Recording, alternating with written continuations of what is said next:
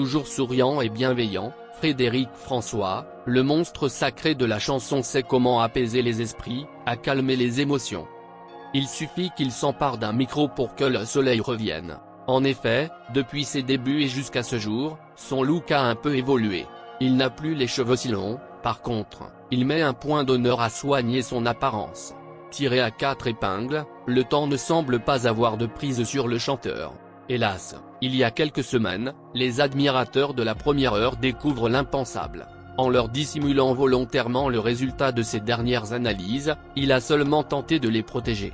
Sommé de se justifier sur cette cachotterie qui ne lui ressemble pas, il déclare : « Je suis juste entré en clinique pour faire un check-up, car je suis un hypocondriaque à l'écoute de mon corps.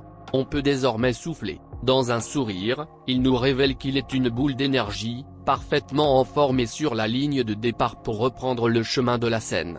Certes, à l'instar de ses confrères, la fermeture des salles de spectacle a eu un effet dévastateur sur son moral. Or, il était loin de se douter que c'était que le début d'une longue et pénible traversée du désert.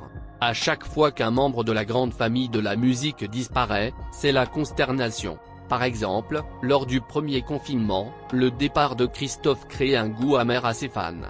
Étant dans l'incapacité de lui rendre un dernier hommage, ses amis artistes multiplient les anecdotes sur les réseaux sociaux.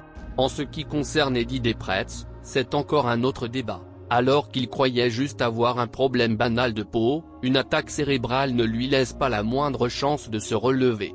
Toujours dans l'ombre des géants, il va rejoindre ses proches comme Charles Aznavour ou Dalida au paradis. Et ce qui concerne Frédéric François, c'est bien plus qu'un impresario. À peine le protocole sanitaire lève, lui et Frédéric François organisent ce spectacle au Grand Rex. Effondré, le chanteur s'en souvient comme si c'était hier. Ce fut des retrouvailles agréables et chaleureuses. S'il avait su que c'était la dernière fois qu'il croisait sa route, le chéri de Monique aurait sans doute plus profité de sa présence.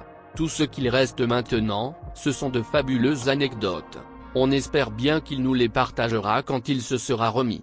En page d'accueil de son site officiel, il prend sa plus belle plume et déclare : « Aujourd'hui, j'ai le cœur brisé à l'annonce de cette triste nouvelle. Je voudrais présenter toutes mes sincères condoléances à toute sa famille ainsi qu'à ses proches. Un grand homme s'en va que je n'oublierai jamais.